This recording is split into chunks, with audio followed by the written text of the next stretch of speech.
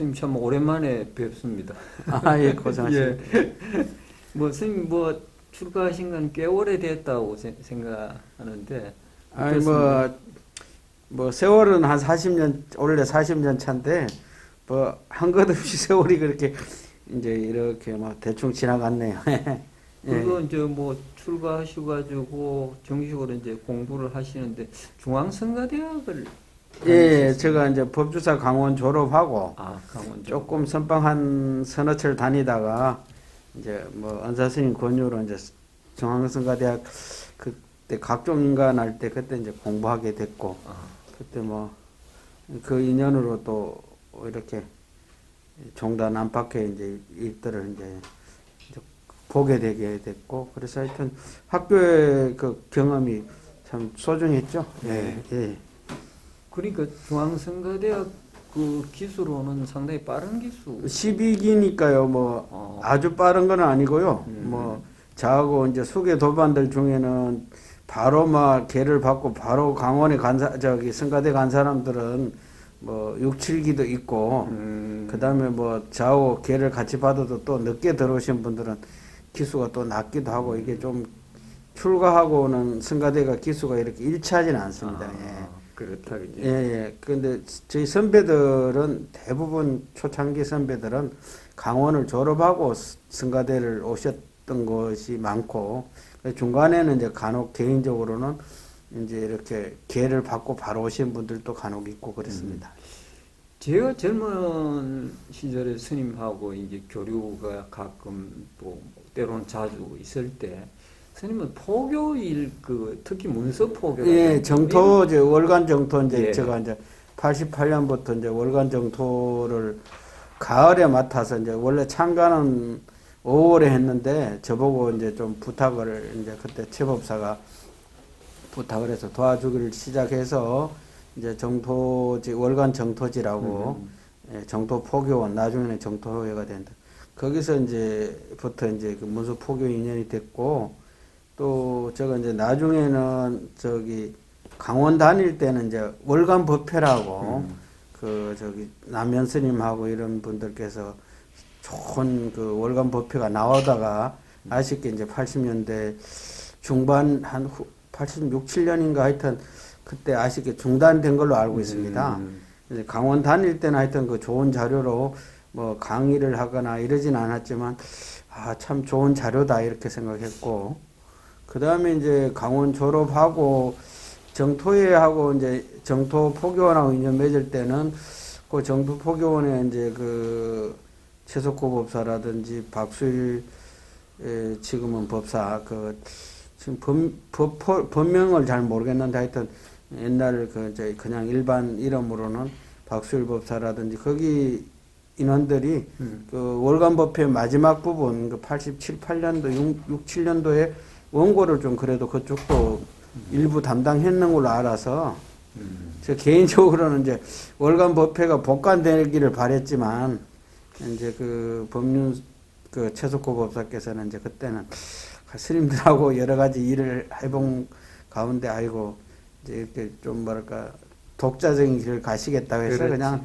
제가 또 경주 불교학생회 또 10년 후배니까 이제 이렇게 이제 간접적으로 돕기 시작해서 이제 본격적으로는 제가 88년부터 한 약 만 3년 동안 이제 우리 최법사가 이제 직접 다 했다고 해도 과언한 한국불교사회교육원에도 제가 기획실장을 그것도 이름만이죠. 실제로는 역할은 없지만, 그리고 또 한국불교사회에서 사회연구소 이제 명륜동이 있었어요.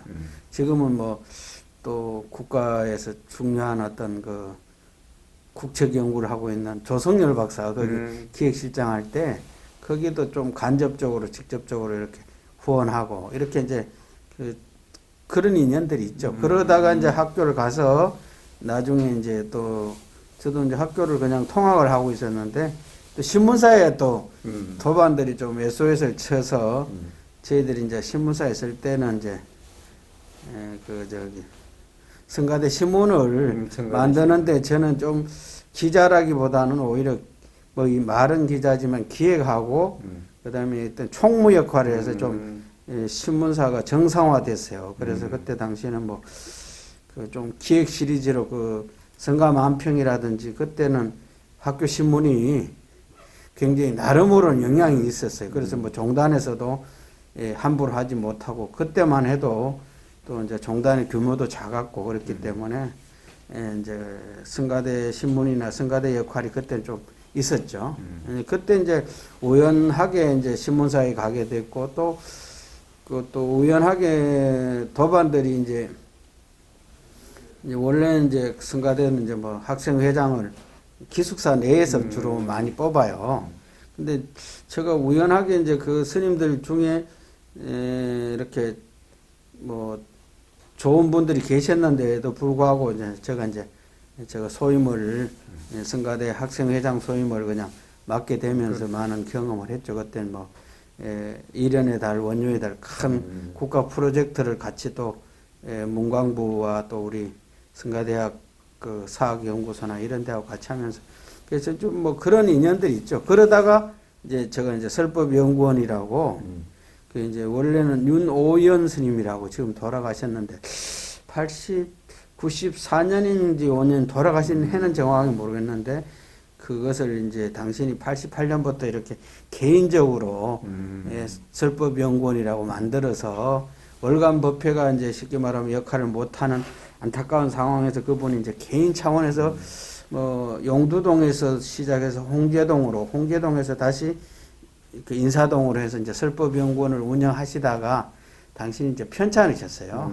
그래갖고 이제 그 스님이 그 신몽 스님하고는 그 백양사의 쪽에 인연이 있고 또 그분은 또 조계종 출신이긴 하지만 조계종 스님은 아니었고 가족들도 계시고 하니까 당신이 이제 이걸 좀 좋은 인연 있는 분에게 이제 이렇게 마무리하고 싶다 해서 이제 돌아가실 상황이니까 편찮으셔서 심홍 스님께서 인수를 하시고 심홍 스님은 이제 이렇게 당신이 저한테 이제 맡기고 저하고 뭐 우리 법인 스님이나 한북 스님이 도반 스님이 알아서 운영해라고 당신이 일체 관여를 전혀 안 하셨어요. 근데 이제 당신이 또 이렇게 저기 그 제주도 법화사라는 가난한 절에서 이제 이렇게 그것을 인수를 하다 보니까 당신이 이제 그걸 당신 돈을 한 게 아니라 어떤 불자한테 좀 이렇게 빌렸던가 봐요. 그러니까 이제 빌렸는데 이게 뭐 크게 이익이 안 나오고 이렇게 이자도 못 주는 형편이니까 당신이 이제 한 3년인가 뒤에 이제 이렇게 제가 이제 직접 인수를 하고 당신이 들여간 돈을 제가 이제 드리면서 인수를 해서 이제 그 스님 또 인수를 할 때 다 돈을 드렸고 돌아가신 오연 스님께 오연 스님께서 돌아가신 그 우리 심홍 스님 때 이렇게 인수를 하셨고 심홍 스님의 것을 이제 제가 인수를 했는데 그때는 종단이 이제 그때 개혁 종단 그때가 막 시작할 때인데 이제 종단이 이제 개혁하다 보니까 월간 법회와 설법이라고 그것을 이제 종단이 포교원에서 이제 주력 사업으로 하다 보니까 저희들이 이제 설법 문안이라는 그런 어떤 그걸 통해서 스님들에게 설법연구원에 자료를 제공했는데 아무래도 종단하고는 경쟁력이 여러 가지로 떨어지죠. 그러다 보니까 이제 뒤에 이제 그러니까 스님께서 그 초창기에 그 월간 법회라는 거 그 당시에 우리 불교 쪽에서 불교 사상하고 월간 법회가 상당히 그 좋았죠. 획기적으로 이제 일반 신도들이 법회를 하면은 스님들이 법문을 하실 때 굉장히 좀 난해하고 그렇죠. 이게 이제 어렵게 느껴지는 것을 체계적으로 이렇게 짰지 않습니까? 그렇습니다. 네네네. 예, 그렇기 때문에 그건 상당히 호응도 좋았고. 그렇죠. 예. 그 이제 호응 좋은 것을 이제 스님께서 직접 이제 관여해 보시고. 관여하진 않고, 저기 학인으로서 그냥 자료를 받고, 참 이게 계속 되어야 되는데 안타깝게 이제 중단이 된 거죠. 제가 이제 강원 졸업할 무렵인가 하여튼 87, 8년경에 그게 이제 처음에는 남현 스님 하시다가 나중에 또 성문 스님께서 이렇게 이어서 하시다가 이제 그게 뭐 이유는 정확하게 모르지만 그렇게 이제 안타깝게 이제 중단이 됐었죠. 맞아요.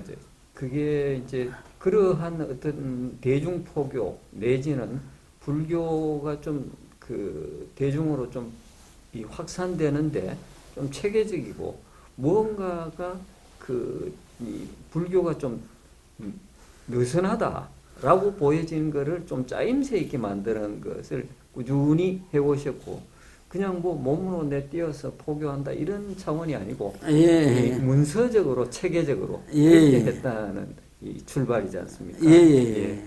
그리고 출판사는 그렇게 쭉 출판과에는 뭐 꼭 출판사가 아니더라도 인연이 돼가지고 진행이 예, 예. 됐다. 그렇죠. 그지? 예, 그게 뭐 한 10년 이상씩 그 진행이 되지 않았습니까? 그렇죠. 뭐, 이제, 제가 이제 정토에 88년도부터 시작했으니까, 또 신문사에 들어가서 일을 하고, 또 그 다음에 뭐 또 설법연구원 또 이렇게 관여하면서 또 종단에 우리 경호 씨도 여기 있지만 또 그때 이제 개혁종단에서는 제가 이제 홍보차장으로서 그렇지. 이제 경호 씨라든지 또 뭐 위로는 회담 스님 또 뭐 하여튼 그 형규 스님 하여튼 여러분들 모시고 네. 선배 스님들 모시고 같이 잠깐 계획종 그 94년 종단에 잠깐 참여한 적은 있죠. 한 6개월인가 8개월인가 하여튼 6개월 정도 됐을 것 같아요. 뭐 길지는 않았고 그 다음에 이제 선거를 해서 그 지금 월주 스님께서 네, 이제 그렇죠. 그 원장을 하셨으니까요. 그때 이제 원장 선거. 아무튼 이제 쭉 이렇게 이제 그 문서 포교라든지 대중 포교 또 불교를 갖다 저변으로 쉽게 예. 전달하려고 하는 게 일맥된 내용이 아니었습니까? 예, 그러다 뭐 보니- 하다 보니까 네. 제가 뭐 큰 그러- 원력이 있다고 보다 그러다가 하다 보니까 이제 이제 출판사를 정식으로 해야겠다라고 생각을 하신 게 언제쯤? 이제 출판사는 이제 그렇게 솔바람이라고 그냥 예. 있었는데 저희들이 인수하면서 그냥 그 오연 스님 책자랄까 이런 것들이 있었는데 제가 그 정확한 횟수는 잘 모르겠는데 98년인가 99년인가 정확한 횟수는 모르겠는데 이제 제가 이제 그때 방경일 씨라고 있어요. 지금 동대 나오고 동대 82학번인가 하여튼 이분이 이제 어쨌든 불교 만화에 대한 제안을 하더라고요. 그래서 그때는 그 과감하게 그 2천만 원 그러니까 원고료를 그림하고 글이 있으니까 원고료를 2천만 원을 선인세를 줬어요. 네, 예. 그때서로서는 좀 컸죠. 그렇죠. 예, 그래서 몇 이제 년도쯤입니까? 99년 아니면 20년이 더 예, 됐네. 그렇게 됐을 겁니다. 그때 이제 방경일 씨가 제안을 해서 이제 그때 방경일 씨는 글을 쓰고 김장렬이라는 그 그림을 그리시는 이제 작가 선생님은 그림을 하시고 이제 두 분이 연합으로 해서 이제 마음을 밝히는 60가지 이야기 뭐 선사들의 삶과 깨달음 이렇게 시리즈가 크게 이제 큰 판형으로 요 정도 판형보다 더 크게 나왔어요. 올칼라로. 이런 예.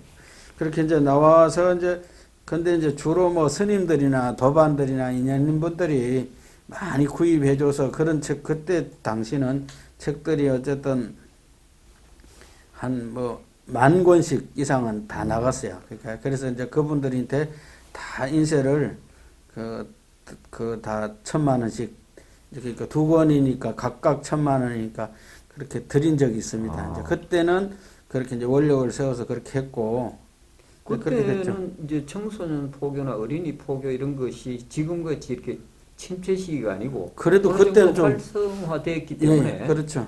그 한 사찰이나 뭐 그런 단체에서 좀 이렇게 공동 구매하듯이 이렇게 많이 좀 구매해가지고 그냥 법보시용이죠. 법보시용으로 예, 그게 그래도 그게 컸죠. 상당히 파급이 있었다고 생각되는데 어떻습니까? 예, 그렇게 하고 이제 그 이후에 제가 이제 여기 만화 불교 시리즈가 이게 원래는 옛날에 그 고려원이라고 예, 고려원이 고려원에서 기획한 건데 이제 고려원이 그 IMF 때 이제 이렇게 문을 닫게 되고 이제 출판사가 이제 이게 저희 쪽으로 올 때 3번째 넘어온 거예요.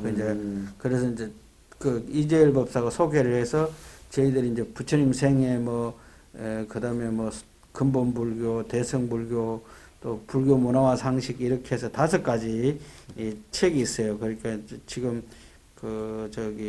시리즈, 흑백 만화 시리즈는 이제 우리가 기획한 건 아니고 기 출판사에 나왔던 것을 우리가 판권을 인수해서 이 책이 저희들에게는 참 지금까지 가장 고마운 책들이죠. 왜냐하면 이거는 책 자체는 흑백이고 여러 가지로 보면 비용이 최저로 들어가고 효과는 좋은 거고 이거는 꾸준히 스터디셀러고 부처님 생애 같은 경우는 하여튼 뭐 제가 무료로 나눠드린 것까지 하면 하여튼 수만 권 이상은 다 나눠줬죠. 어쨌든 나눠도 드렸고 또 스님들이 그걸 이제 이렇게 구입해서 부처님 생애라든지 불교 문화와 상식 이런 것들은 법보시하기가 참 좋은 책들이니까요. 크게 일반 꼭 어린이가 아니라도 일반 그 불자들에게 좋은 책이라서 이제 그래도 꾸준하죠. 그 책들은.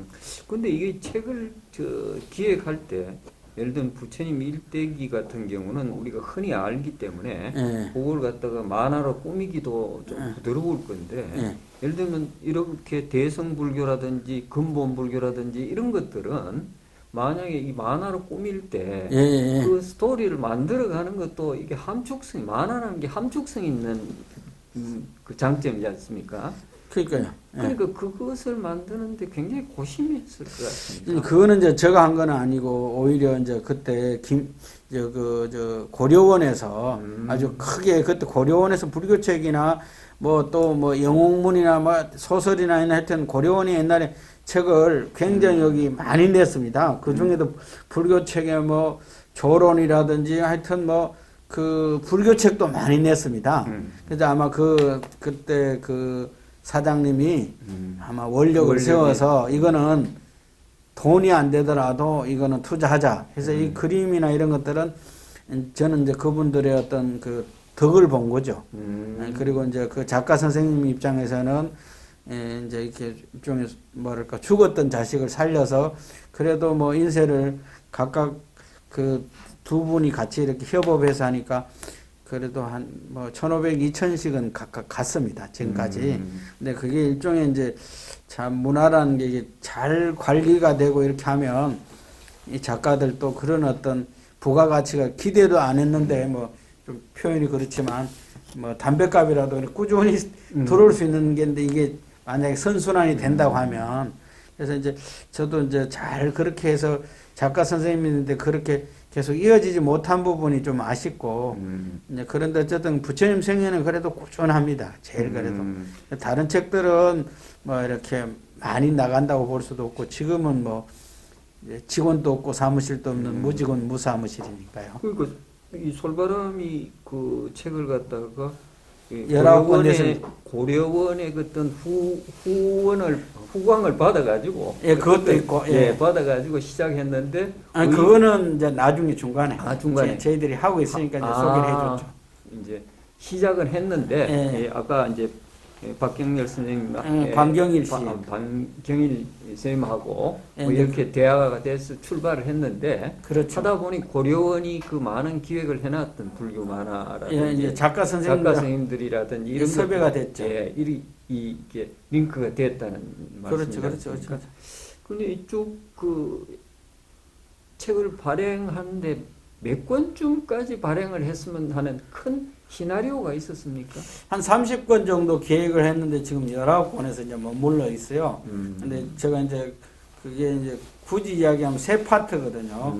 이제 그 반경일 또 김장렬 씨 또 두 분이 협업을 하거나 아니면 그냥 내용이 부처님 경전 내용 같은 경우는 뭐 백유경 같은 경우는 굳이 그 내용을 갖고 작가가 좀 그 만화 작가라도 이런 어떤 불교를 모른다 하더라도 그거는 굉장히 쉬운 시나리오니까 그걸 갖고는 그냥 그림만 그리면 하고 그런 그것을 잘 인용하면 되니까 그런 식으로 해서 그 팀이 있었고 저희들이 이제 나중에도 뭐 이제 질문에도 있지만 또 이제 그 스튜디오 돌이라고 이제 하는 그 기획팀이 있어요. 거기서는 이제 불교 열애네 집 야단법석 열애네 집이라고 그 책하고 그다음에 뭐 공감 시리즈 그다음에 시리즈가 여러 가지가 있습니다. 그다음에 뭐 생각나무 시리즈 이렇게 해서 이제 그쪽 팀에서는 그렇게 해서 책을 한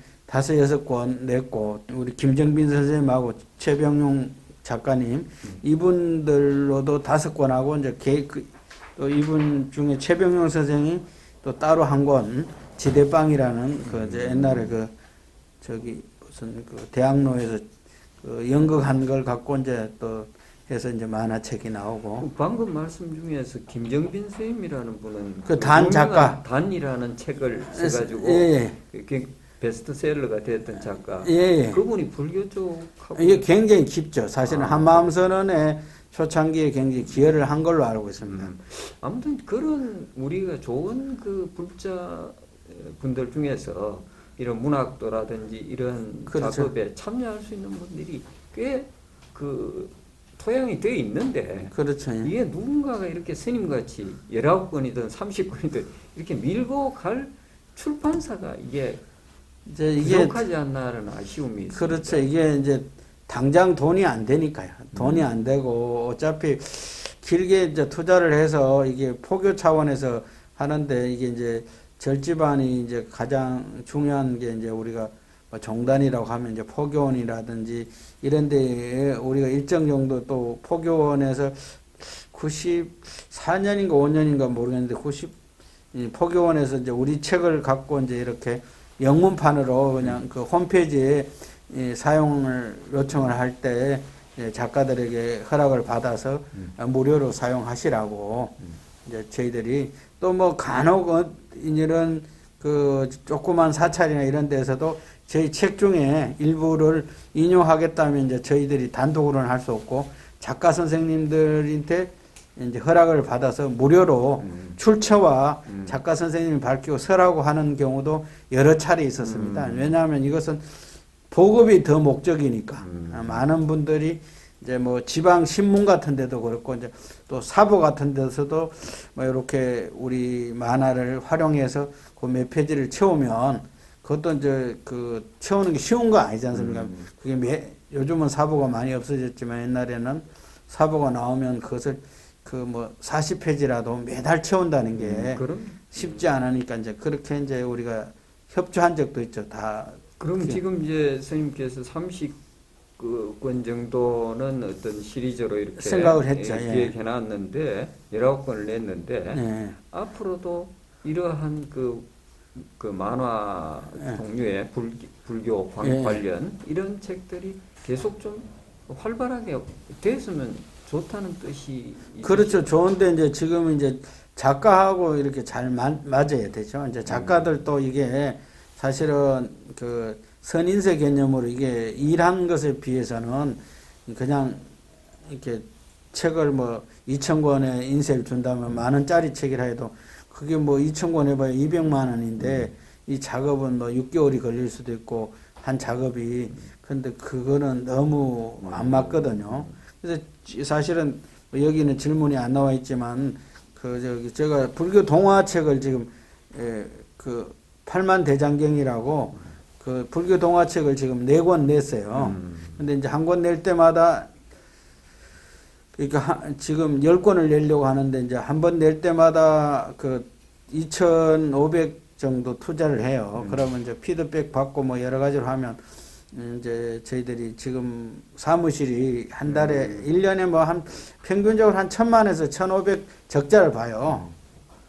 근데 꾸준히 적자를 보는데 지금은 직원이 없으니까 이제 참 그런 부담이 적죠. 옛날처럼 직원들에 대한 월급이라든지 뭐 사무실 임대료라든지 그런 부담이 없기 때문에 지금은 이제 그런 정도입니다. 지금 그래서 불교 만화를 못하고는 있지만 이제 불교 동화는 지금 진행을 하고 있죠. 10권까지 내려고. 그래서 지금 4권이 나왔고 앞으로 또 6권 중에 2권은 지금 진행이 돼 있는데 뭐 작년에 코로나 때문에 이제 이렇게 그림 그리신 선생님에게는 원고료를 지급했지만 제작을 조금 미루고 있었죠. 그래서 이제 최근에 이제 저희들이 이런 그 조사들을 해보다가 하니까 김영사라는 우리나라 메이저급 출판사에서 그렇죠. 칼라로 해서 서울대 출신들이 그렇죠. 참여해가지고 전재성 박사님이 그게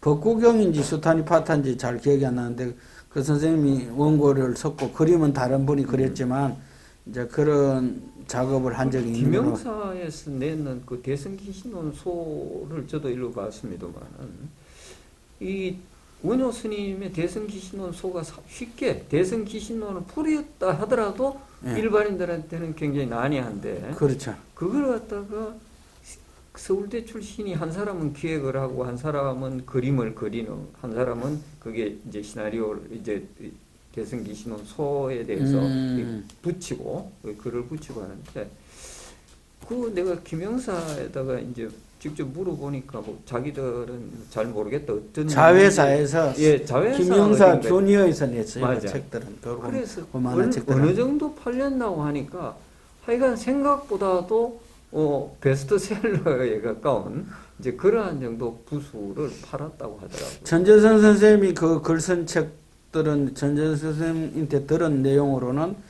자기는 그냥 매절로 뭐 이렇게 돈을 얼마 안 받았는데 실제로 팔린 책들은 굉장히 부수가 많았다.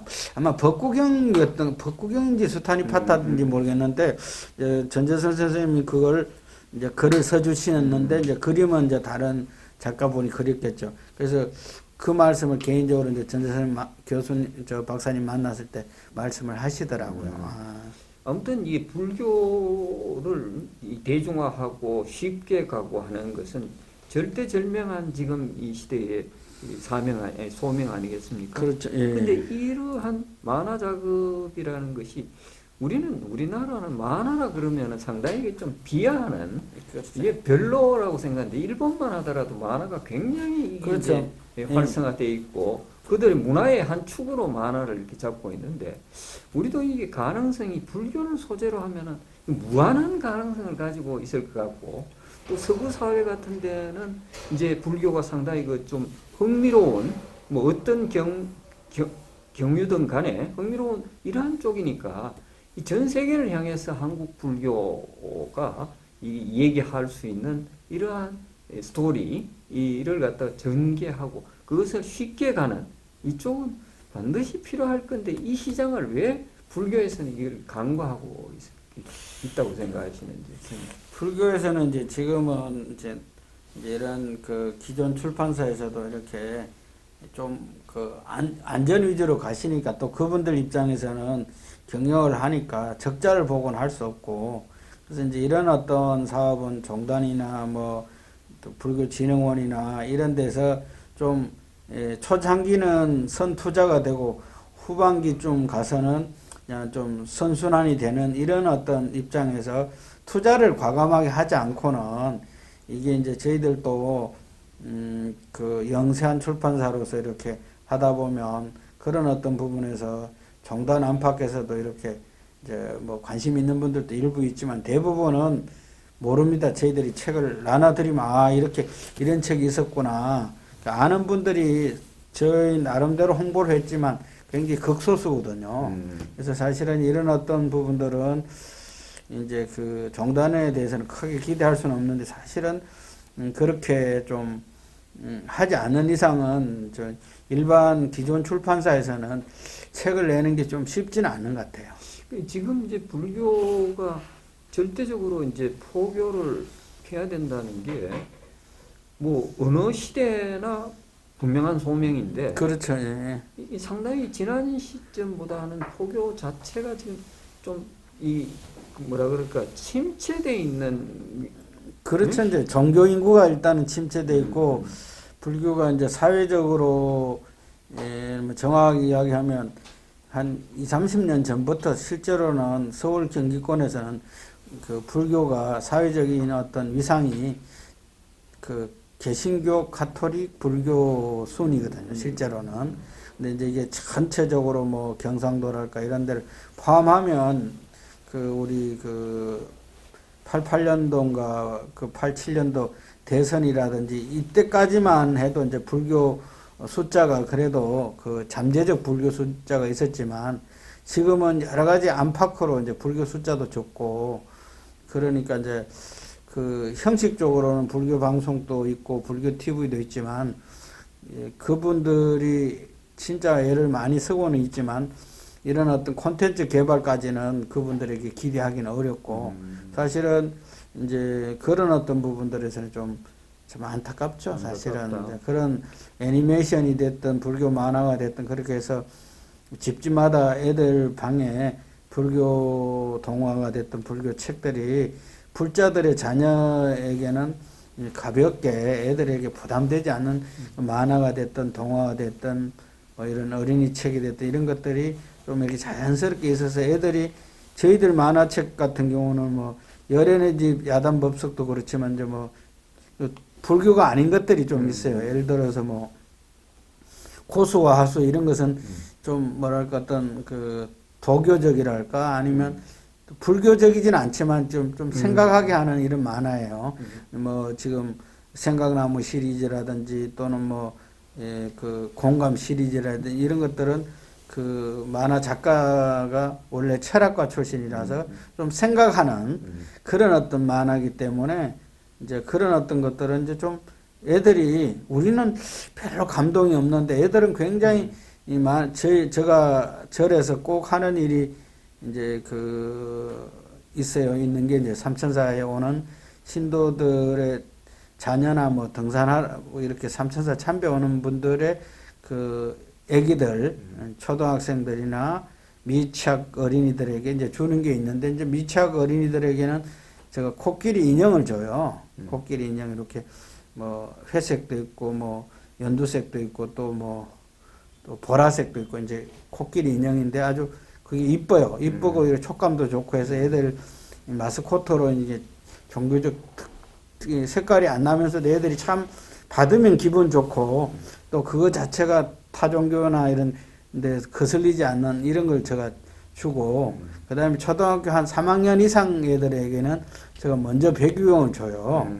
그다음에 백유경 받았다 그다음에 또 열애네 집 야단법석 그 책을 주고 그걸 봤다 그러면 제가 이제 또 이제 그보다 그 저기 만바트를 일구는 사람들이라고 그것도 책이 좀 애들에게는 조금 생각하게 하는 책이에요. 그 책을 줘요. 이제 애들이 뭐 이렇게 정기적으로 오는 건 아니니까 이제 절에 토요일이나 일요일에 지금 마당에 있다가 애들한테 물어보고 책 줘도 되니 하면 아, 책 주세요 하면 이제 책을 주고 또 뭐 아니요 싫어요 하면 책을 안 주고 뭐 또 한 권을 봤다 그러면 또 다른 걸 주고 그래서 제가 이제 직접 포교는 할 수는 없고 그러니까 이제 간접 포교는 이제 제가 만든 책이 좀 있으니까 이제 그렇게 하거든요. 다른 사찰도 그렇게 좀 하면 좋겠다 싶어요. 꼭 아니면 저희 만화책을 주라는 게 아니라 절에 오는 애들에게 그냥 이렇게 그렇죠, 그렇죠. 이제 법보시용으로 이렇게 나누어주듯이 그렇죠, 그렇죠. 그래서 그게 어려운 책이면 안 보니까 애들에게 또 기념될 만한 꼭 코끼리 인형이 아니라 하더라도 절에 왔는데 스님이 조그만 소품이지만 애들에게 추억이 될 만한 선물을 주고 그 상당히 좋은 또 그래 할머니나 엄마 따라왔는데 절에 와서 좋은 선물 받아가면 그것이 이제 굉장히 오랜 기억이 남기 때문에 그래도 돈을 주는 거는 말이 안 되잖아요.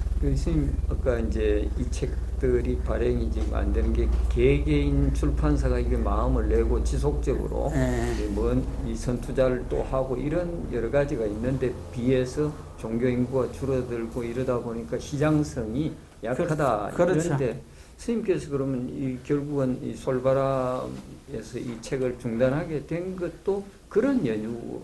그것도 있지만 실제로는 이제 작가 선생님이 이제 원고료를 이렇게 적게 드리니까 물론 저희 일만 하는 건 아닌데 저하고 가장 인연이 깊었던 작가 선생님이 만화를 지금 포기를 하셔버렸어요. 그러니까 이제 저희들이 이제 뭐 우리가 이제 부처님 경전 중에 뭐 현우경이라든지 육도직경이라고 있어요. 육도직경이 쉽게 말하면 자타카의 대성불교 버전이에요. 이게 실제로는 뭐 자타카든 뭐 자타카 이제 한문은 본생경인데 이것이 이제 그 대성 버전이 육도직경이에요. 육도직경이랑 육바람이란 그에 관한 어떤 에피소드나 이런 것들인데 그게 이제 일종의 그 자타카의 대성 버전이에요. 그래서 보통 보면 이제 육바람이라 이제 보시지계 인욕 중에 그 앞부분이 굉장히 내용이 많아요. 뒤에 뭐 지혜나 선정 부분은 그 책의 육도직경에 지금 육도직경이 제가 아는 범위 내에서는 우리 저 동국역경원에서 번역된 거 외에는 예. 따로 이렇게 육도 직경이 제대로 번역되어 있지는 않는데, 그것만 보더라도 굉장히 내용이 이제 그걸 좀 뭐랄까, 드라마틱하게 그 각색만 할 수 있는 능력이 되는 작가가만 만나면, 육도 직경을 막 옛날식이 아니라 현대 버전으로 만화를 그릴 수 있는 사람을 만난다면 육도 직경 같은 경우나 이런 것들은 교훈적인 게 많으니까 이제 그걸 만들고 싶죠. 예. 근데 그거는 이제 작가하고 만나야 되는데 작가도 이게 보통 그 섭외가 어렵습니다. 그래서 예. 세 팀이 있었는데 그게 좀 쉽지가 않아요. 그래서 그걸 못 하고 있어요. 저도 이게 무슨 만화를 딱 계획을 하고 한 것보다도 그 스튜디오 돌이라고 강 선생이라는 분이 계세요. 그분이 팀인제가 스튜디오 돌인데 그분이 기존에 만든 책을 좀 업그레이드 한다든가 이렇게 좀 뭐랄까 이런 그 작품이 있는 것 중에 이제 좀 뭐랄까 이렇게 발굴 안 된 것들을 발굴할 수도 있고 저희들이 하는 일은 두 가지를 하고 싶어요. 지금 기존에 나왔던 만화 중에 만약에 절판되어 있는데 참 아까운 책이 있다 그러면 그거는 이제 작가 선생님하고 연결해서 그 만드는 거는 참 쉽죠.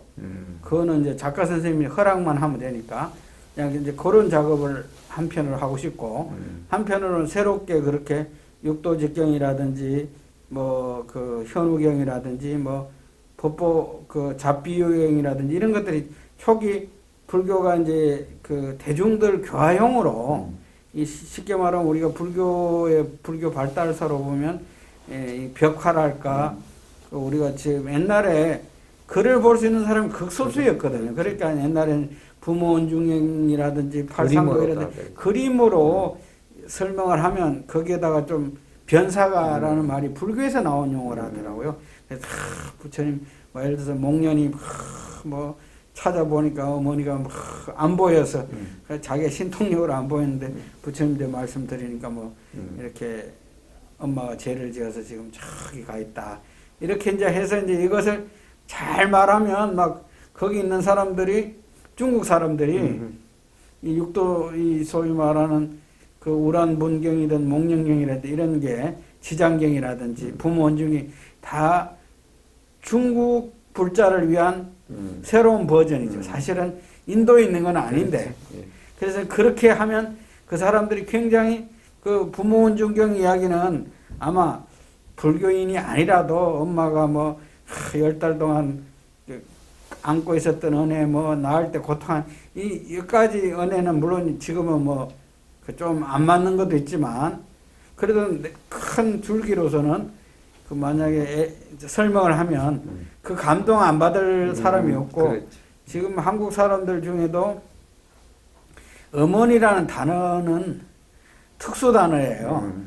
그게 어머니라는 한마디 엄마라든지 그 말을 딱 하는 순간에 사람들이 우리가 뭐 영어로 마음이 하고 모르는 느낌이 예 그렇죠. 이제 보통 사람 그래서 그렇게 중국 불교가 그 중국에 정착할 때 그 스님들이 고민해서 스님이나 아니면 그때 불교 대학자들이 그렇게 해서 이제 우란본경이든 부모원중경이든 목련경이든 이런 것들 뭐 지장경까지 더 여러 가지가 있지만 그건 놔두더라도 그게 감동적이었을 거예요. 예.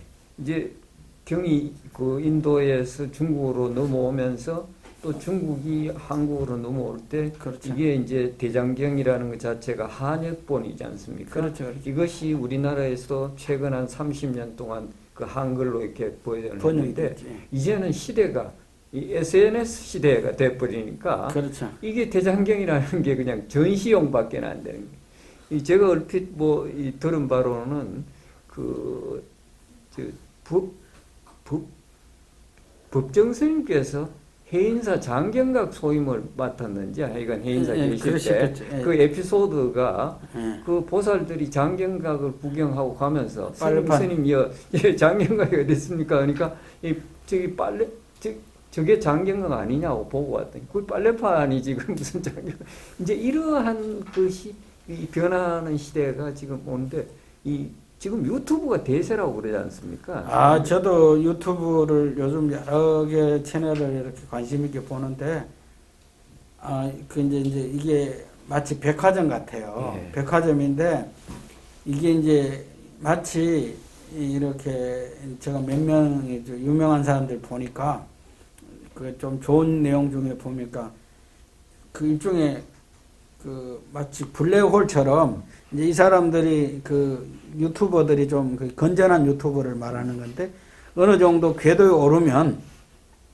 궤도에 오를 때까지가 힘들지 궤도에 딱 오르면 이 사람들이 오히려 갑이 돼서 유명인사들을 부르면 이제 유명인사들이 저절로 오는 거예요. 지금 뭐 유튜브는 아니지만 우리 이제 아침 저는 거의 일주일에 5일을 듣는 편인데 거의 앞부분만 뒷부분까지 다 듣긴 않지만 김어준이라고 TV에서 그거는 보면 장관이나 이런 사람들이 장관이나 시장이 김어준 불과 나이 해봐야 50이나 됐을 텐데 이 친구한테 다 쩔쩔매는 거야. 장관이고 국회의원이고 국회의원 될 사람이고 그런 거 보면 결국은 이제 꼭 그분을 옳다 그러다는 게 아니라 유튜브 같은 경우 그분도 유튜브부터 했잖아요. 팟빵이니 뭔지.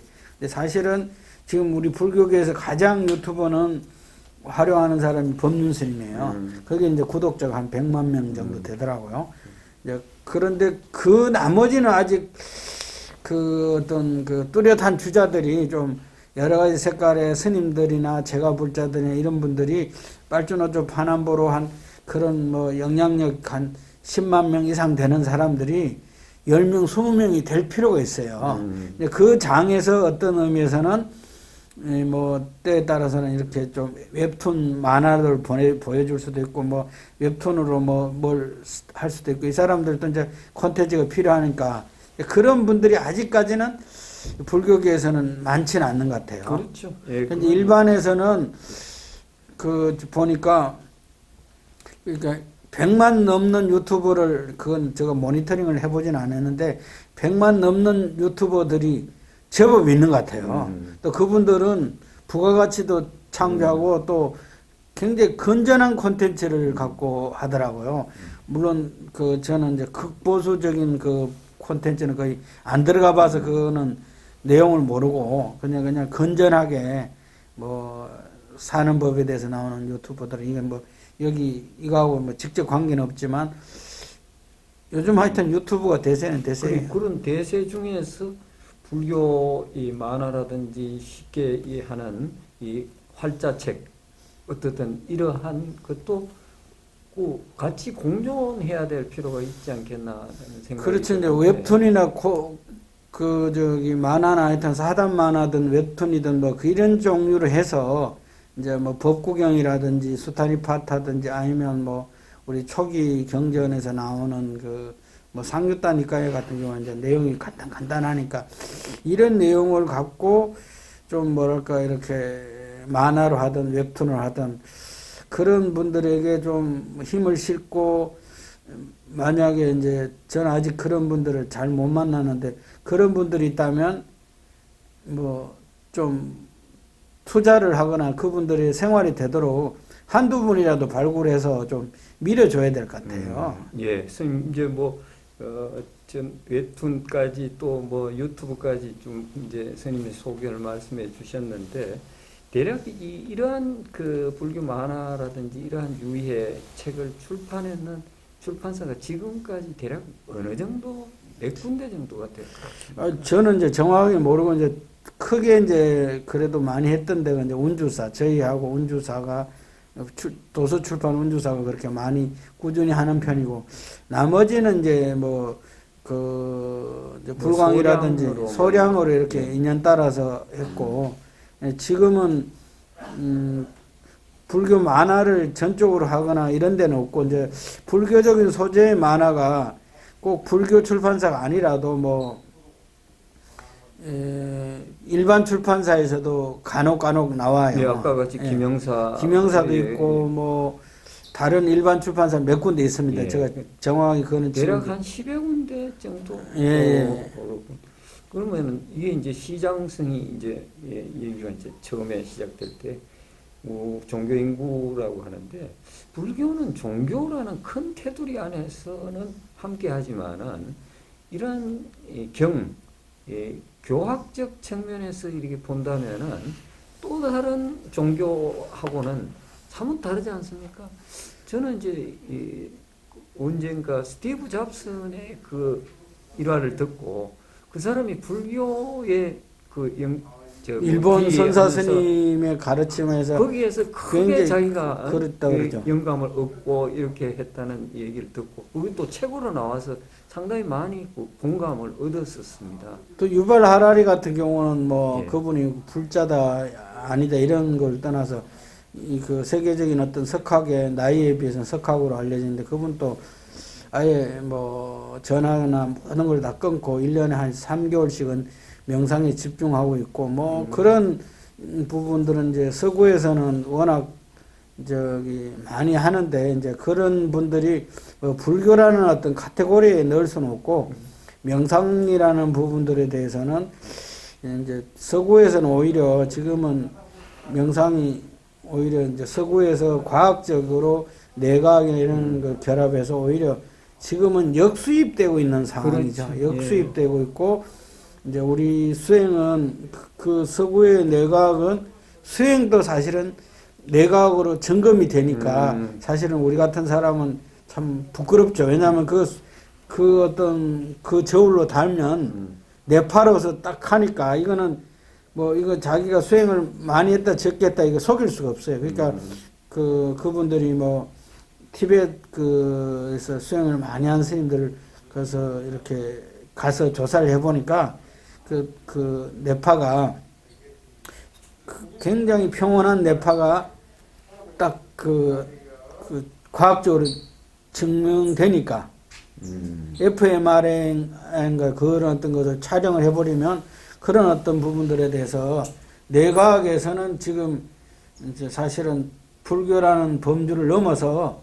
그렇게 앞서가고 있죠. 그리고 지금은 과학 시대지 않습니까? 그렇죠. 어쨌든 그러니까 불교를 흔히 그 지성인들 중에서는 하신 말씀이 불교는 과학이다라고 단정을 딱 지어는 경우가 왕왕 있더라고요. 그렇다면 이 과학 시대에 불교가 담당해야 될 것은 종교적인 측면에서만 자꾸 이끌어내지 말고 그런 쪽에서 그 장르를 좀 넓히고 그런 컨텐츠를 개발하는 것도 필요하지 않을까 생각합니다. 그렇죠. 예, 그런 부분들이 이제 우리 그 불교계에서는 아직까지 굉장히 한국 불교는 취약하고 이제 개인 어떤 부분에 대해서 이제 좀 스타성이 있는 뭐 윤화 방송이라고 우리 정목 스님이 이제 방송을 하고 있고 그 다음에 또 제타와나 선언의 일목 스님이 이렇게 그렇게 그 유튜브를 잘 활용하고 있고 뭐 제가 아는 범위 내에서는 그 밖에는 아직까지는 제가 다 본 거 아니고 일부만 봤기 때문에 제가 모르니까 아직까지 유튜브를 제대로 활용해서 이 어떤 사이버 공간에 대해서 잘하는 경우가 많지는 않은 것 같아요. 이제 우리는 아직 초기 단계 같아요. 이제 스님 뭐 대략 그 마치면서 이러한 대중 포교를 위한 쉬운 불교로 가는 그 쉽지 않고 재미가 없으면은 요즘은 멀어지지 않습니까?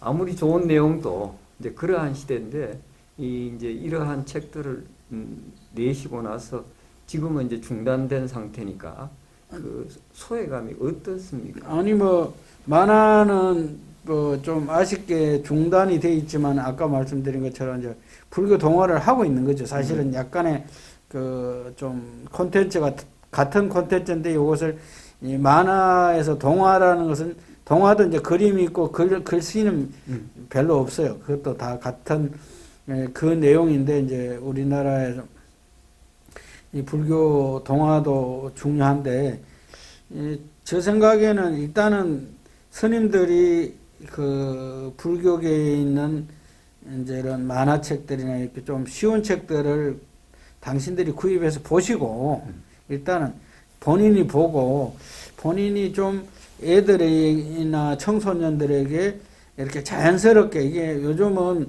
애들이 스마트폰이나 이런 데 집중하고 뭐 깐난애기마저도 스마트폰 주면 울던 것도 뚝하니까 그래서 이제 애들에게 불교를 막 강요하거나 막 그 삼천배를 시키거나 이런 것이 아니라 자연스럽게 엄마 따라 할머니 따라 또는 어떤 인연으로 절에 왔을 때 불교와 이렇게 인연 맺게끔 쉽게 말하면 얕은 인연이지만 인연을 맺게끔 씨를 뿌려준다는 생각으로 이 사찰에 찾아오는 최소한 찾아가는 것은 다음 단계지만 찾아오는 그런 어떤 청소년이나 어린이나 이런 대상을 대해서는 뭔가 이렇게 진짜 이렇게 미취학 어린이들에게는 소품이든 조그만 어떤 기념품이지만 애들이 좋아할 수 있는 것, 또 중고등학생들에게는 또 만화책이든 아니면 불교책인데 좀 애들이 크게 부담 안 되는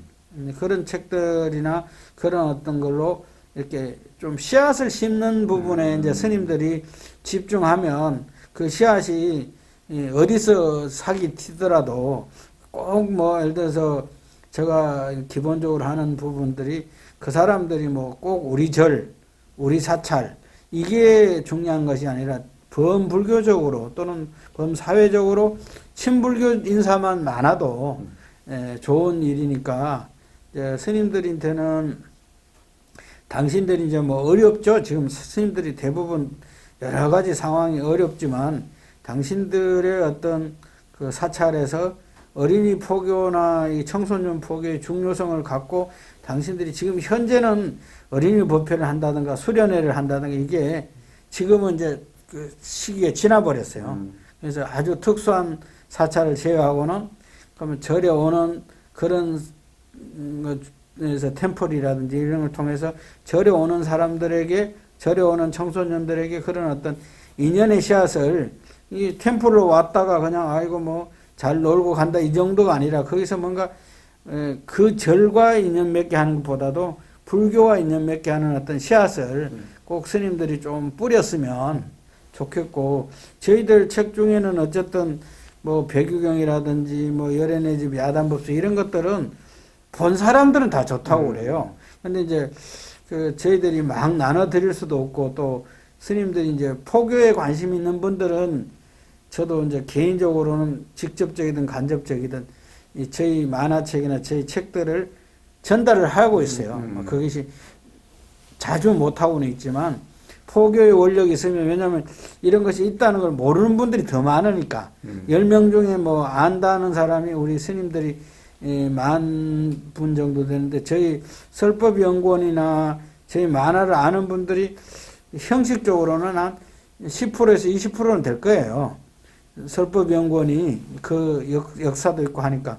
그렇지만 그것이 이제 당신들이 이제 사찰의 주지 스님들은 또 이렇게 포교 원력을 세운 분들이 지속적으로 하는 분도 있고 주지하다가 또 뭐 주지를 그만둬 버리면 그것이 연결이 안 되는 경우도 있으니까 지금은 저 생각에는 이제 어쨌든 이 포교는 불교가 그 포교 없는 불교는 그 종교로서 유지가 안 되니까 포교를 제일로 해서 그 꼭 뭐 예를 들어서 무슨 청소년뿐만 아니라 기본 불자들이 저희 절만 하더라도 수십 년을 다녀서 뭐 원사 스님이 무슨 지금 요즘 무슨 세계라고 그러죠? 무슨 4차 산업세계 무슨 뭘 하고 다 양자역학도 말하고 막 하는데 이게 할머니들 대상으로 그런 이야기가 무슨 의미가 있나 난 잘 모르겠어요. 그래서 오히려 신도들에게 좀 진짜 누구 말처럼 그냥 기본적인 인과를 믿고 그 이웃을 생각하는 마음을 제대로 심고 그것이 자기 가정이나 사회에서 조그만 실천을 통해서 아 저분들이 불자가 되니까 뭔가 마음씀이나 행동이 달라졌다. 아니 마음씀이 뭐 절에 다니더니 뭐 욕심만 그 옛날엔 100이었는데 욕심이 1000만이 되어버리면 그러면 뭐 절에 다니는 것이 소용이 없잖아요. 그래서 오늘 스님하고 대담 중에서 아까 말씀하신 그 내용 중에 예. 가장 제가 이렇게 와닿는 부분이 이 포교를 하는 것을 지금은 오라 인위적으로 어떤 사람 모으는 것보다 이 불교는 인연 종교라고 해도 과언이 없지 않습니까? 그러니까 사찰에 온 사람들, 인연된 사람들한테 쉽고 뭔가 느낌이 오는 이러한 포교 책자들, 만화라든지 뭐 웹툰이라든지 어떤 거든 이렇게 해서 전달해서 인연의 그 종자를 심어야 그렇죠, 되지 않겠나 하는 예, 것이 그렇죠. 오늘 제일 크게 와닿았습니다. 예, 선생님 오늘 이 코로나에 이렇게 마스크를 끼고 대담을 한다는 게 저도 부담스러웠습니다만은 응해 주셔가지고 대단히 감사합니다. 오늘 좋은 말씀 들었습니다. 아이, 감사합니다. 예.